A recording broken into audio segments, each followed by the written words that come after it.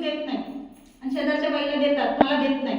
किंवा मी हळदी कुंकवाला वाडीमध्ये गेले तर लगेच बायका कुजबुजतात, बाईनी कशाला आलेली, तिचे असं कुजबुजते, कसं वाईट वाटतं तिला वाटतं बाई मी काय परत जाणारच नाही, काहीतरी मला बोलतात. त्यापेक्षा आपण आपल्या कुठल्या तरी राष्ट्रवादी काँग्रेस भाजप त्या गर्दीत गेले की कोण बघत नाही, कुठल्या वाडी कुणाच्या घरात गेले मग हे आपल्याला बदलायचं आहे. लक्षात काही महिला काय मला म्हणतात, जे काय असेल ते हळू शांत.